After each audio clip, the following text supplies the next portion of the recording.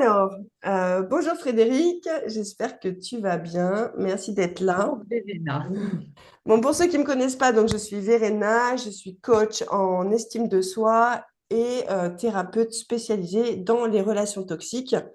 Pourquoi coach et pourquoi thérapeute? Tout simplement parce que le coach, il avance dans le futur et que pour avancer dans le futur, quand on a vécu une relation toxique, il faut soigner le passé et c'est pour ça que je suis thérapeute également. Aujourd'hui, j'ai pris la décision d'interviewer Frédéric, tout simplement parce que lors de ma relation toxique, en fait, l'art m'a vachement aidé dans la prise de décision. Et, euh, et Frédéric est aussi une hypersensible comme moi. On a ce point commun d'être HPE toutes les deux. Donc, c'est pour ça que de cœur à cœur, j'avais envie de l'interviewer pour montrer un petit peu le rapport qu'il y a entre nous deux dans ce que je fais. Donc, Frédéric, je vais te laisser te présenter. Avec grand plaisir. Merci déjà de ton invitation. Ça me fait très, très plaisir d'être avec toi aujourd'hui. Alors, donc, moi, je fais du coaching bien-être et j'accompagne essentiellement les hypersensibles à se reconnecter à eux-mêmes à travers l'art. Donc, ça peut être la danse, ça peut être la peinture, ça peut être l'écriture, enfin, toutes les formes d'art possibles. Et puis, j'ai aussi écrit un spectacle pour enfants que j'ai déjà joué plusieurs fois dans différents lieux. Voilà pour Super, ma présentation. super. Alors, justement, comme on parle d'hypersensibilité, là, en fait, je vais te poser quelques petites questions qui seront sur des thèmes bien définis. La première partie, c'est des questions sur l'hypersensibilité justement et l'estime de soi. À savoir qu'en fait, moi, quand j'étais dans une relation toxique, je ne savais pas que j'étais encore hypersensible. Et comme tu disais, c'est la peinture, personnellement, qui m'a aidée. Donc, est-ce que tu peux expliquer, toi, ce que c'est que l'hypersensibilité et comment elle peut influencer l'estime de soi chez les individus? Alors, du coup, l'hypersensibilité, ben, c'est une réactivité émotionnelle hyper intense, c'est-à-dire on perçoit tout, enfin, tout ce qui nous arrive, on le perçoit puissance X. Par exemple, ça peut être les bruits qu'on entend très très fort, les odeurs qui sont très fortes.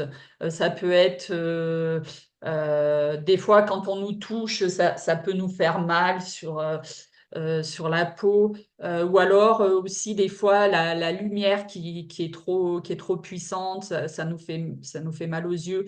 C'est vraiment euh, ouais, c'est une intensité puissance X, quoi. En fait, on perçoit tout euh, puissance X et aussi ça peut être capté. Alors, les avantages, c'est que on peut avoir une grande empathie vis-à-vis des autres, mais l'inconvénient, c'est que du coup, c'est arriver à se protéger parce que du coup, on peut recevoir en fait tout ce que l'autre il perçoit, ben nous on le perçoit dans notre corps et on le perçoit comme si ça nous appartenait en fait. Ouais, l'empathie. Ouais, voilà. Pardon. Et du coup, par rapport à l'estime de soi, bah, je dirais que l'hypersensibilité, elle va accentuer le fait de l'autocritique parce que ça, c'est quelque chose qui est typique des hypersensibles. C'est s'autocritiquer. Euh, ça va, ça va empêcher aussi ou diminuer l'affirmation sociale, parce que ça aussi, c'est typique des hypersensibles. Ils ont du mal à s'affirmer, ils ont du mal à se positionner, ils ont du mal à, ouais, à poser ses limites, quoi, en fait. Mm. D'accord, donc en fait, l'hypersensibilité et l'estime de soi sont intimement reliés par justement le côté empathique que tu exprimais, qui va nous permettre d'avoir peut-être aussi un petit syndrome du sauveur qui se promène. Tout à fait, ouais. Et, justement, les critiques qui font que si on ne gère pas cette hypersensibilité par rapport à notre estime de nous-mêmes, on ne se sentira jamais légitime d'être bien, c'est ça? Exactement, oui, tout à fait. D'accord. Oui, c'est parfait. J'ai bien résumé. Ok. Et pour toi, quels sont les défis vraiment spécifiques auxquels les hypersensibles font face dans leurs relations? Et comment ça peut affecter leur estime de soi? Du coup, ben, les hypersensibles par rapport aux relations aux autres, ben, ils peuvent se sentir par exemple inférieurs. Donc, on est toujours dans l'autocritique. Euh, Ils peuvent avoir peur de ne pas être aimés. Donc, ils vont survaloriser l'autre, ils vont mettre l'autre sur un piédestal. Et c'est ce qui parfois peut créer justement des déséquilibres dans les relations. Euh, un hypersensible aussi, il n'ose pas s'affirmer, il n'ose pas s'exprimer face aux autres. Il va se comparer aux autres, il va porter des masques et en fait, il va manquer d'authenticité, on va dire. Et donc se dévaloriser, se sentir nul. Ouais, donc quand tu le mets avec une relation toxique et que l'autre il pousse sur le bouton, c'est destruction totale, quoi. Ouais, tout à fait, C'est oui. encore plus facile sur les hypersensibles. Ouais, c'est ça. Mm. Ben justement, on va voir en fait par rapport aux relations toxiques, comment les hypersensibles ils peuvent reconnaître une relation toxique. Quels signes en fait ils devraient surveiller? Alors, je dirais, s'il reçoit par exemple des critiques régulières, si on doit faire toujours des efforts pour l'autre, pour satisfaire son partenaire, se suradapter, si on a du mal à communiquer, si on est constamment sur ses gardes aussi, de peur de la réaction de l'autre. Et puis il y a aussi parfois des phases d'hyper gentillesse. En fait, on passe de l'ange au démon, quoi. D'hyper gentillesse et après derrière d'hyper réactivité. Et aussi le partenaire, il peut chercher alors la relation ou le partenaire, je sais pas, peut chercher à nous isoler parce que c'est une personne qui est jalouse, qui est possessive, qui fait du chantage émotionnel. Et puis quand il y a un manque d'épanouissement surtout, quand on s'autocritique encore plus qu'on s'autocritiquait avant. Oui, Je sais pas si c'est très clair. il faut savoir que toi, tu as vécu une relation toxique aussi, et c'est pour ça qu'aujourd'hui, tu es capable d'en parler en tant qu'hypersensible et en Mm. tant que coach, c'est que c'est quelque chose que tu as déjà vécu. Oui, tout à fait. Euh, et en tant que coach, quelles sont les stratégies que toi, tu recommandes ou que tu mets en place pour justement se protéger des relations toxiques pour les hypersensibles? Alors, la première chose, moi, je dirais, c'est se sortir de l'isolement parce que on a tendance, on a honte, on veut pas inquiéter notre famille ou alors cette personne-là nous a éloignés de tous nos amis de notre famille et du coup, on n'ose plus aller se confier. Alors ça, c'est vraiment le point primordial, c'est vraiment sortir de l'isolement. Si on n'a plus d'amis, si on n'a plus de famille, quoi qu'on a toujours des amis et de la famille, si on va les voir, je pense que si on leur explique la situation, ils seront à l'écoute. Mais si vraiment on n'a plus d'amis ni de famille, eh ben, se faire aider par un thérapeute, parce que ça, c'est vraiment, vraiment important de sortir de l'isolement. Ça, c'est vraiment la priorité. Ensuite, la deuxième chose, c'est faire confiance à ses ressentis et son intuition. Si on sent que c'est pas OK, eh ben, c'est que c'est pas OK. Et vraiment avoir confiance en ça. La troisième chose, je dirais prendre soin de soi et se donner beaucoup d'amour par des activités qui nous font plaisir. Par exemple, l'art, Oui, bah justement, on va y la venir. Donc, peinture, tout ce voilà. qui est... Qu'est-ce que toi qu'est-ce que toi tu mets en place, par exemple, au niveau artistique, pour sortir un petit peu les émotions qu'on a à l'intérieur? Alors, moi, qu'est-ce que je vais mettre en place? Eh ben, je vais faire de la peinture pour libérer les émotions. Alors, c'est pas du tout du beau, c'est du lâcher prise. Donc, c'est vraiment pour libérer les émotions. Et puis, effectivement, souvent au départ, c'est toujours un peu plus dark, on va dire, un peu plus sombre. Et Mm. puis, plus on avance, plus les couleurs deviennent pétillantes. Et là, on voit qu'il y a une évolution dans une évolution de la personne, quoi. Et il y a aussi l'écriture qui est importante, posée sur un cahier. Alors, soit poser ce qui nous embête, ce qui n'est pas OK pour nous, et ça va nous permettre de libérer par l'écriture. Ou soit après, on peut faire des gratitudes, enfin tous les jours, noter nos gratitudes pour se donner de l'amour à soi-même, quoi, en fait. Alors, c'est marrant parce que moi, quand j'étais dans ma relation toxique, en fait, ma peinture, elle était complètement, bah, c'est le cheminement, mais inverse. C'est-à-dire que c'était très coloré au début et ça allait de plus en plus foncé au fur et à mesure du temps.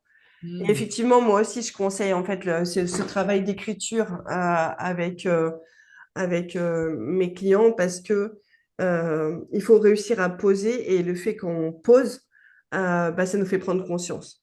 Hmm. Et ça, c'est hyper important. Euh, alors, j'allais te poser la question comment l'art peut servir de moyen de reconnexion, mais tu as plus ou moins répondu. Euh, en fait, aujourd'hui, tu dis il faut un thérapeute. Donc, c'est vrai que moi, personnellement, je vais travailler avec les gens sur leur reconstruction. Ça peut être un très bon complément ou une sorte d'autres thérapies en prenant ton accompagnement à toi. Euh, est-ce que tu penses que l'estime de soi et la reconnexion à soi à travers l'art peuvent compléter en fait un processus de guérison?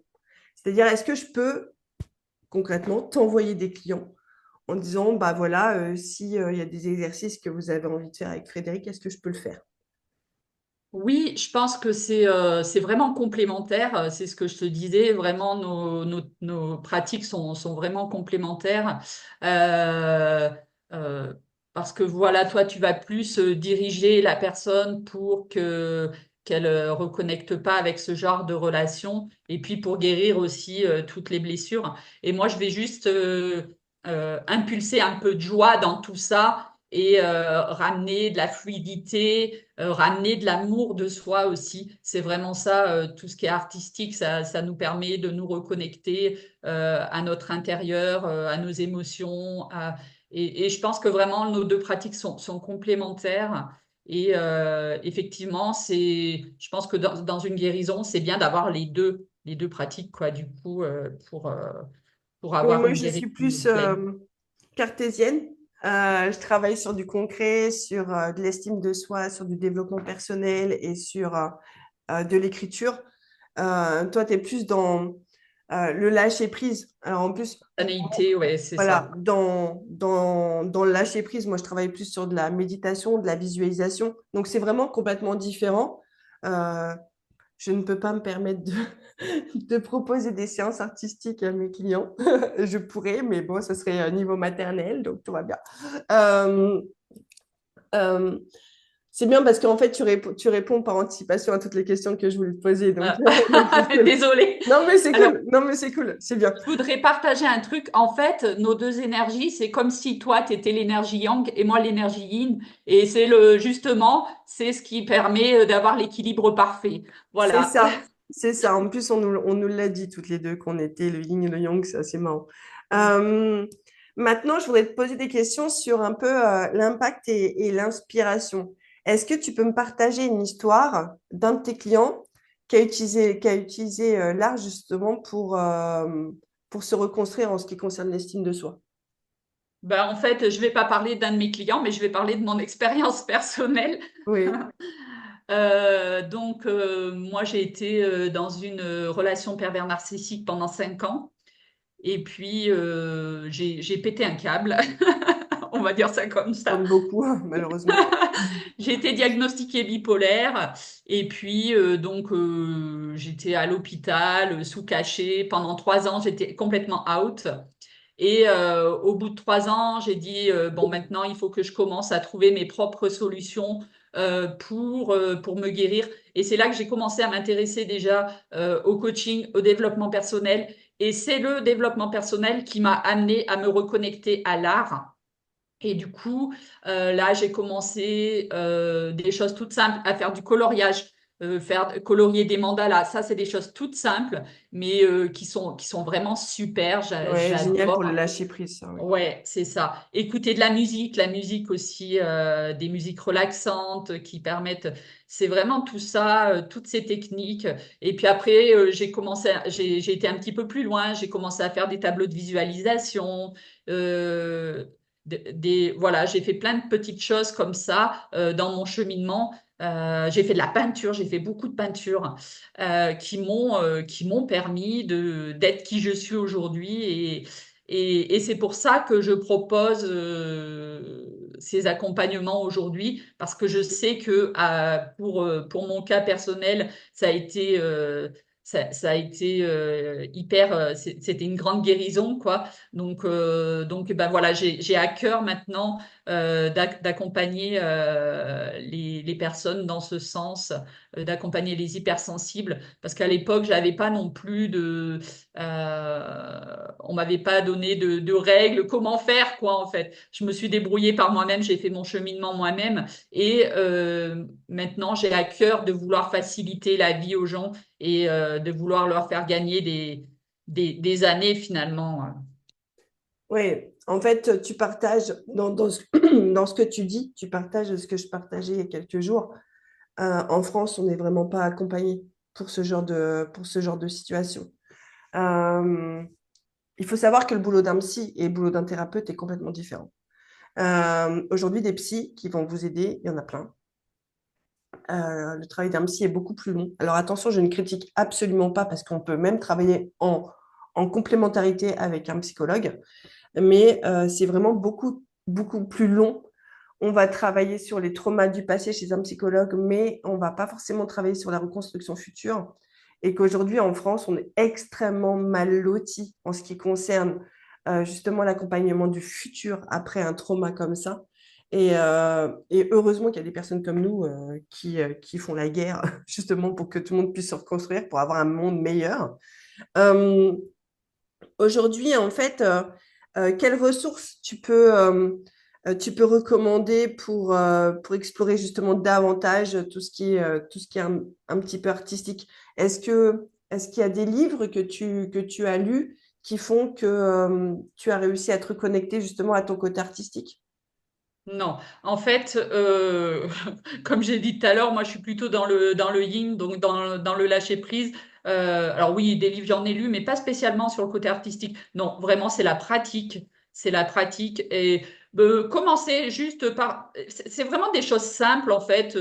Vous prenez une feuille, vous prenez un peu de peinture et puis vous laissez venir ce qui vient, quoi. Alors il y a beaucoup de clientes qui m'ont dit ah non, mais alors parce que je leur avais donné un grand format raisin, donc c'est 50 par 65, et qui me disent avant la séance, ah non, mais moi je vais pas y arriver, c'est pas possible, ça fait trop longtemps que j'ai pas fait de peinture, et en fait elles font des trucs juste incroyables, quoi.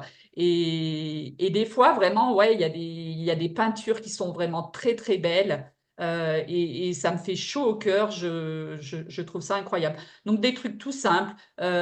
Si vous avez envie d'essayer l'écriture, ben, vous commencez à écrire vos pensées ou ce qui vous vient naturellement. C'est des choses toutes simples. Ou commencer par du coloriage. Le coloriage aussi, ça permet d'impulser sur d'autres façons de faire. Et puis aussi, peut-être se cultiver en regardant des vidéos. Ça peut être regarder des vidéos de personnes qui font de l'art, qui font de la peinture, qui font de l'écriture. Voilà ce que Ouais. je fais. ce que je peux partager, Dans mon accompagnement, en fait, moi, je demande à tous mes clients d'écrire leur histoire. Hmm. Je sais que moi, pour ma part, ça m'a vachement aidé à prendre conscience, à avoir les différentes phases, à mettre en lumière les choses qui vont pas, les éléments marquants qui nous ont marqués.